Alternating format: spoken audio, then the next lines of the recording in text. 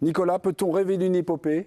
Je dirais même oui, je dirais Villas, je dirais Nicolas. C'est à vous. Pas Guillermo. Alors moi j'ai envie de dire oui parce que pour moi on est déjà au début d'une épopée. Le gamin il a 17 ans et moi j'ai envie de rêver. Ok, moi je veux des émotions. Kwame il m'en donne depuis que Roland a débuté. Et moi j'entends les discours très protecteurs vis-à-vis de lui. Il faut pas s'enflammer. Mais pourquoi faut pas s'enflammer? En fait voilà, vivons des émotions. C'est pas parce que là on s'enflamme parce qu'il a que 17 ans et qu'il a gagné ses 2 premiers tours que forcément on se dit c'est le nouveau Yannick Noah, un Français va gagner Roland Garros. Mais moi je veux rêver d'une épopée avec Kwame. Je veux rêver d'une épopée tout court. Je suis un Tenix et j'assume complètement. Je suis pas un spécialiste, mais je veux juste des émotions.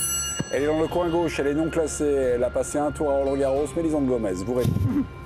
Est-ce qu'on a envie de rêver? Évidemment. Alors déjà, on va définir les termes du sujet comme les bons étudiants dont j'ai fait partie. Une épopée, c'est une succession d'actions héroïques, c'est une suite d'actions héroïques à des dates distinctes. C'est ça une épopée, donc on ne peut pas être au début d'une épopée alors qu'il y a eu une seule action héroïque.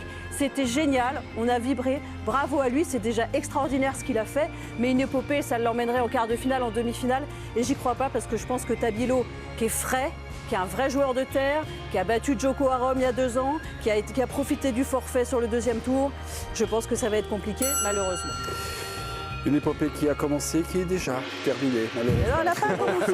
Oui, oui. Vous avez bien essayé, Guillermo. Nicolas. Président, à vous de jouer sur cette question. Est-ce Mélisande ou est-ce Nicolas? À vous de jouer. Je vais aller plutôt du côté de Nicolas, parce que pour moi, en fait, c'est déjà une épopée ce qu'il fait. Parce qu'il n'y a pas qu'un acte héroïque, il y en a déjà 2. Silic? Ouais, 3-7 à Silic pour son premier Roland Garros à 17 ans. C'est pas anodin. Et en fait, aujourd'hui, ce match-là, la première fois de sa carrière qu'il joue sur le Langlen, 5-7, 5 heures de jeu, rien que ce match-là, c'est une épopée pour lui. Dans le, comment dire, à la mesure de sa carrière, de sa jeune carrière. Donc, je suis d'accord avec Mélisande sur le fait que je ne le vois pas aller en quart de finale. Il peut battre Tabilo. Je pense qu'il va jouer samedi en night session, à mon avis. Il va jouer samedi soir. Il peut encore faire un autre exploit, mais pour moi, ces 2 premiers tours, et notamment le match d'aujourd'hui, les 4h56 ou 58 qu'il a passé sur le Langlen, c'est déjà une épopée. Tabilo, samedi, donc un vrai terrien. On s'est un peu téléporté sur l'éventuel tableau de Moïse Kwame. Alors, nous, on s'est enflammé, on est allé jusqu'à la finale. Vous voyez, c'est des petits calculs. Il y aurait Auger-Aliassime, éventuellement, s'il passe le Chilien Tabilo. Ce qui est vrai, elle a raison, Mélisande, c'est un vrai terrien, un joueur, on va dire, qui est confirmé, un joueur qui est fini, qui n'est pas, évidemment, comme ce petit Kwame qui n'a que 17 ans. Après, il y aurait éventuellement Koboli. J'ai une hésitation pour les demi-finales, je crois que c'est Shelton ou un autre joueur.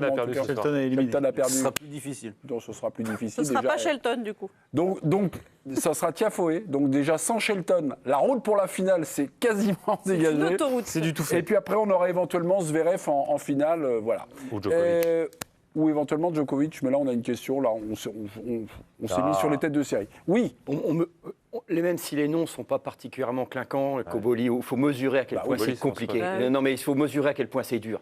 Les mecs, ils auront gagné 3-4 matchs, ce seront d'autres joueurs que ceux qui ont commencé le tournoi. Greg, épopée ou pas, vous? Ah, totalement.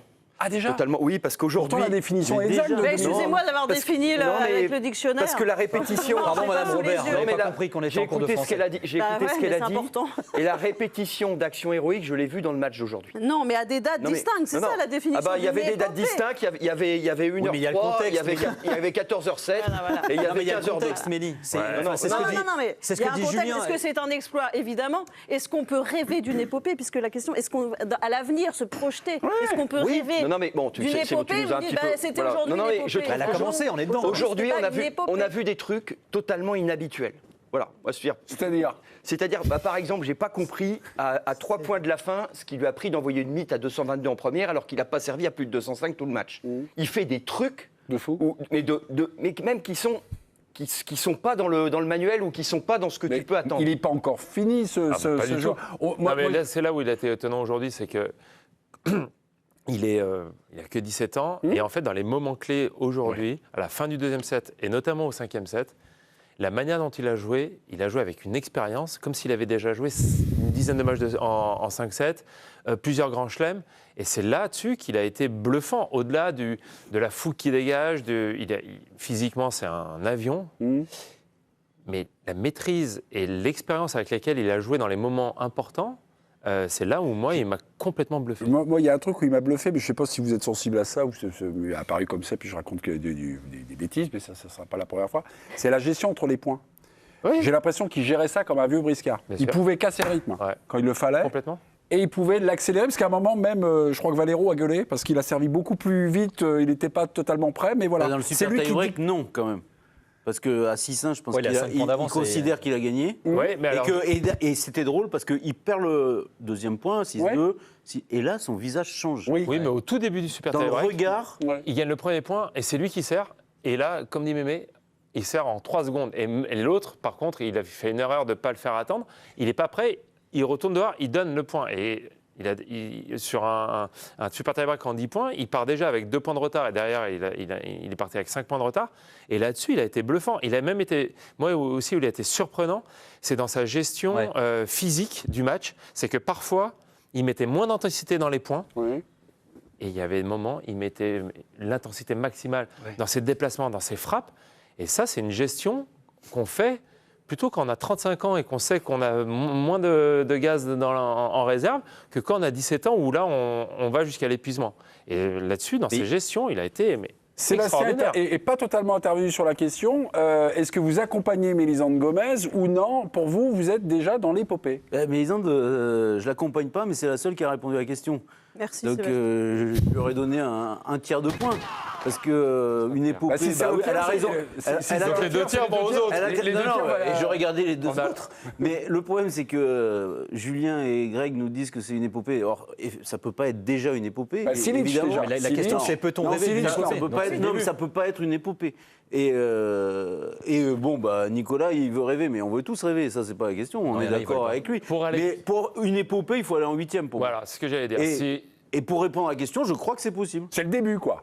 Là, on est le début de quelque chose. Okay. Parce qu'il a le tennis. Il a le tennis. Ah ouais, En fait, il faut quand même, à un moment donné, on parle de tennis, et il a le tennis. Il a la variété, il a ce qu'il a. En fait, c'est exactement. Pendant le match, à un moment donné, je ne sais plus à qui j'étais, on regardait à la télé Taylor Swift, je crois. Non, et je disais, mais en fait, tu le vois jouer contre le mec, il est 60e ou 70e mondial, et tu ne voyais pas la différence. Non. Donc, en termes de niveau de jeu, alors qu'il n'a pas encore l'habitude de cette intensité-là, de ce niveau de jeu-là. Et donc, en fait, plus il va en jouer, plus il va prendre le rythme, l'habitude, et il va monter très vite. Kwame, en conférence de presse, écoutez-le.